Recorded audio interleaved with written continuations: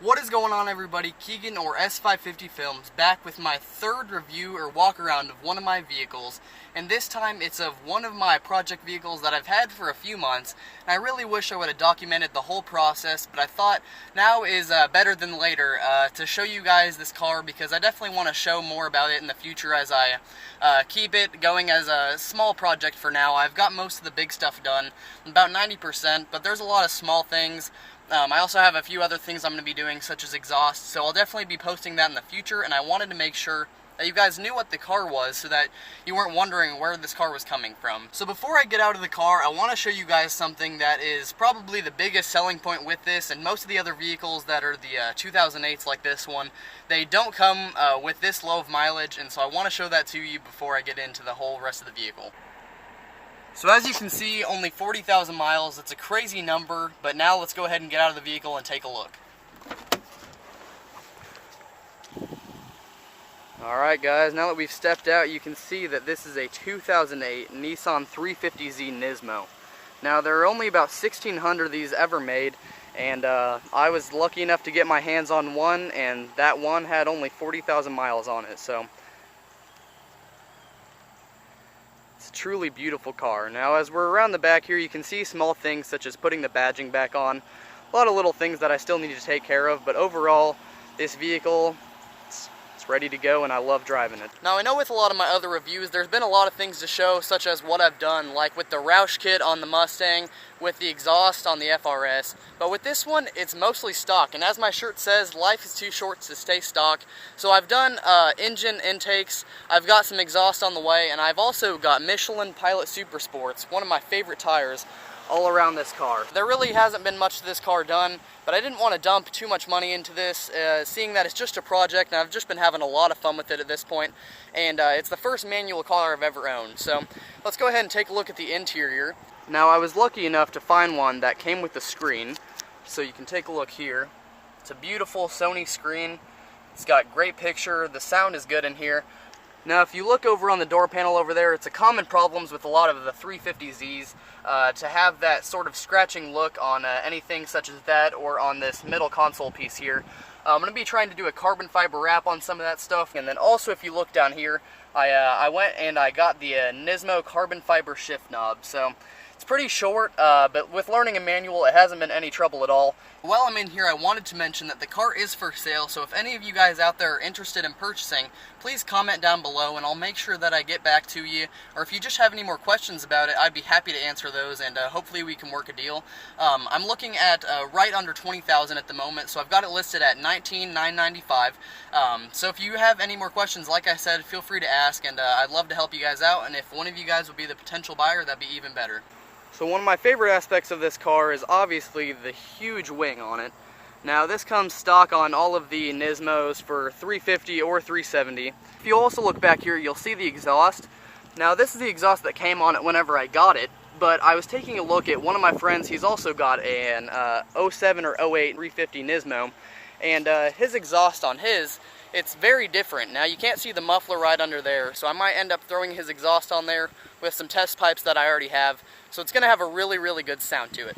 Alright guys, I think I've shown just about every part of this car. Like I said, there wasn't a ton to show because I haven't done a lot of things to this like I have done with the Mustang or with the FRS in the past. But now let's go ahead and go take it for a drive. I'll try and talk about as much as I can with the drive of it, but since this is my first manual car, I haven't really gotten the full experience, and I'm not trying to push it too hard. I'm trying to get it sold. I'm not trying to blow it up on the way to doing that. And before we get going, I wanted to take a look again up here. Now these gauges, I didn't even notice them at first when I started driving, but once I had gotten the cruise control going and everything, I looked up here and I noticed that the speed is shown right there on the left one. I mean, it's not a big selling point of this car, but it's definitely really cool to have, especially if you want to have a digital speedo right up there. Seeing that the one right here, you just got to look at the analog style. Also, you do have a really handy sunglasses compartment. I'll go ahead and grab mine out of there now. So let's go ahead and get it on the road. We're heading out in the 350 Nismo. Now, like I said, I am learning a manual, but this car, it's very easy to drive, and overall it's been a really, really good driving experience for a beginner like myself. I did have some experience coming into it, but little things like taking off and driving it around town were experiences that I really just hadn't gotten yet, so it's been a really good time just learning that and getting to take this car around and getting all the looks that it does.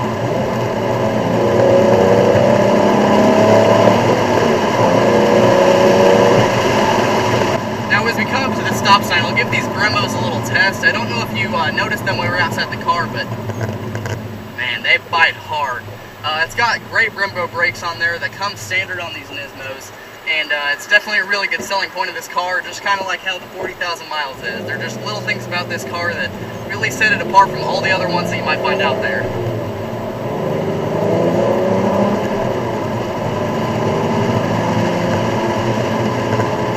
Now, I think it goes without saying that the handling of a car such as this one is absolutely amazing. Another thing that I definitely wanted to mention is that if I had to describe the power, the feel, everything of this car, it's right in between the FRS and the Mustang. Now, although it's got 6 cylinders, so the cylinders are right in the middle, it's got about right in the middle of the horsepower level. It really, just the feel of it, it's perfectly described as just a combination of both of them. It's got more speed than the FRS, of course, but it's also got the small feel of it. And so it's been a really good experience, experiencing something that was right in between the previous 2 cars that I've owned.